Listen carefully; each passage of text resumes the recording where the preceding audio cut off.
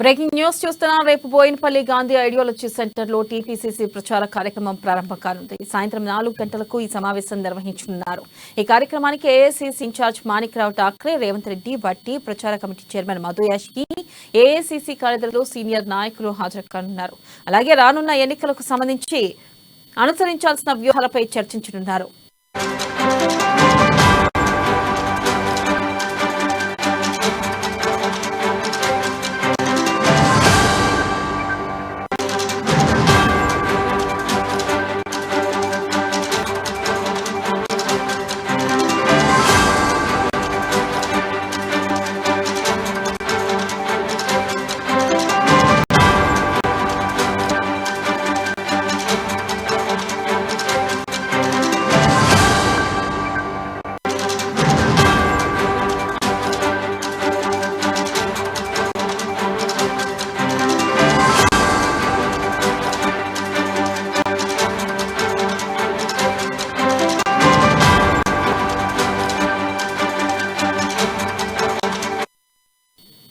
Breaking news చూస్తున్నా. రేపు Boinapalli Gandhi ideology centre లో టీపీసీసీ ప్రచార కార్యక్రమం ప్రారంభం కానుంది. సాయంత్రం 4 గంటలకు ఈ సమావేశం నిర్వహించనున్నారు.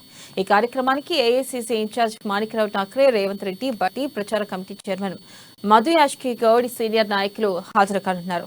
ఇక దీనిపై మరింత సమాచారాన్ని మా ప్రతినిధి హరీష్ అందిస్తారు. హరీష్.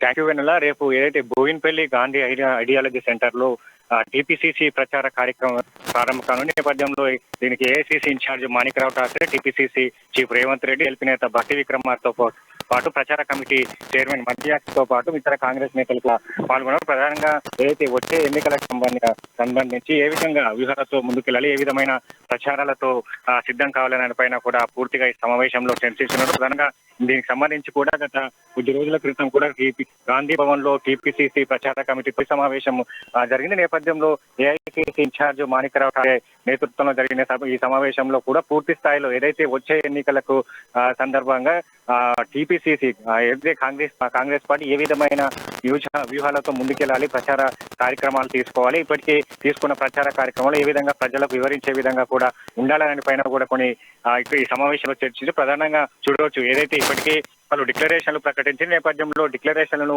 ఇంటింటికి చేరవేసే విధంగా కూడా ప్రచారాలు కొనసాగాలంటే కూడా ఇన్ఛార్జ్ మాణిక్రావు ఠాక్రే వాళ్ళకు సూచించినట్లు కనిపించింది. ప్రధానంగా ఏదైతే ఆగస్టు 15 నుంచి నెల రోజుల పాటు ముఖ్యంగా పలు 4 సభలను కూడా ఏర్పాటు చేయని నేపథ్యంలో కూడా జహీరాబాద్, మహబూబ్ నగర్, నల్గొండ జిల్లాలో ఈ 4 బహిరంగ సభలోని బహిరంగ సభలకు కీలక నేతలైనా కూడా రానున్న నేపథ్యంలో అక్కడ ఏ విధంగా ఉండాలి, బహిరంగ సభలకు సంబంధించి ఏ విధమైన వ్యూహాలు ఉండాలి, అక్కడ క్షేత్రస్థాయిలో కావచ్చు, అలాగే కార్యకర్తల తరలింపు కావచ్చు, అన్ని విషయాలపైన కూడా రేపు ఈ సమావేశంలో చర్చించనున్నారు. అలాగే ఇప్పటికే రాష్ట్రంలో బీఆర్ఎస్ ప్రజా వ్యతిరేక విధానాలు కావచ్చు, బీఆర్ఎస్ పార్టీ పథకాల వైఫల్యాలు కావచ్చు, ఇప్పటి నంటిని కూడా ఎత్తి చూపే విధంగా కూడా డోర్ టు డోర్ కార్యక్రమాలు నిర్వహించారు. ఇది సంబంధించి ఏదైతే టీపీసీసీ అనుబంధ విభాగాలైన యూత్ కాంగ్రెస్ కావచ్చు, ఎన్ఎస్యుఐ ఏదైతే విద్యార్థుల సమస్యలపైన కూడా ఎన్ఎస్యుఐ కావచ్చు, యూత్ సమస్యలపైన యూత్ కాంగ్రెస్ కావచ్చు, మహిళా సమస్యలపైన మహిళా కాంగ్రెస్ అంతా కూడా క్షేత్రస్థాయిలో కూడా వెళ్లి ప్రజలకు వివరించే విధంగా ఉండాలి. ఇప్పటికే బీఆర్ఎస్ ప్రభుత్వం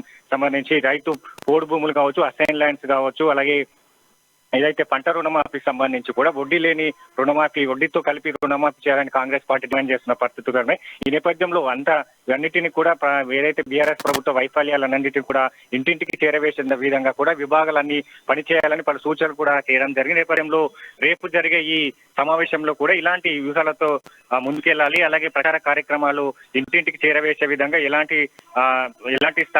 ఎలాగా వెళ్ళాలనే పైన కూడా రేపు సమావేశంలో కూడా చర్చించారు. అలాగే ఏదైతే బీఆర్ఎస్ పార్టీ వైఫల్యాలు టార్గెట్ గా కూడా కాంగ్రెస్ పార్టీ ముందుకెళ్తుంది. ఏదైతే ప్రజా వ్యతిరేక విధానాలు కావచ్చు, ఇప్పటికే పథకాల అమలు తీరులో క్షేత్రస్థాయిలో అయితే నియోజకవర్గాల పైన కూడా ఫోకస్ పెట్టి ఏదైతే క్షేత్రస్థాయిలో ఉన్న ఏదైతే స్థానిక సమస్యల పైన కూడా ఎత్తి చూపే విధంగా ఈ ప్రచార కార్యక్రమాలు ఉండాలి. అలాగే ఏదైతే గతంలో బీఆర్ఎస్ పార్టీ అక్కడ నియోజకవర్గ ఎమ్మెల్యే ఇచ్చిన హామీలు కావచ్చు, పథకాలకు సంబంధించిన ఇప్పటికీ ఎంత స్థాయిలో అక్కడ నెరవేరాయి, అక్కడ ప్రజలకు ఏ విధంగా లబ్ధి చేకూరింది అనే దానిపైన కూడా వివరించే విధంగా వైఫల్యాలను ఇంటింటికి వివరించే విధంగా కూడా స్థానిక సమస్యల పైన ఫోకస్ చేయాలని కూడా గతంలో జరిగిన టీపీసీసీ ప్రచార కమిటీ సమావేశంలో నిర్ణయం తీసుకున్న నేపథ్యంలో రేపు జరగబోయే సమావేశంలో ఇంకా పలు విషయాలపైన డిక్లరేషన్లు కావచ్చు, అలాగే స్థానిక సమస్యలపైన కాంగ్రెస్ పార్టీ ఫోకస్ పెట్టింది కాబట్టి ఇక్కడ ఎమ్మెల్యేల వైఫల్యాలు కావచ్చు, అలాగే టీపీసీసీ తీసుకున్న ఈ నిర్ణయాలు కావచ్చు, అలాగే డిక్లరేషన్లు కావచ్చు, కాంగ్రెస్ పార్టీ అధికారంలోకి వస్తే ఏ విధమైన వ్యూహాలతో ముందుకెళ్ళాలి, ఎలాంటి పథకాలు తీసుకొస్తుంది, ఇప్పటికే పలు డిక్లరేషన్లు కావచ్చు, చేయూత పథకం ఇలాంటి పథకాలు ప్రవేశపెట్టింది. మిగతా డిక్లరేషన్లు మరి కొద్ది రోజులు రాని నేపథ్యంలో కూడా అన్ని డిక్లరేషన్లు వివరిస్తూ ఎలాంటి ప్రచారాలతో ముందుకెళ్లాలి, అనుబంధ విధానాలు కూడా రేపు సమాలోచన జరిగి రైట్ హరీష్, థ్యాంక్ యూ.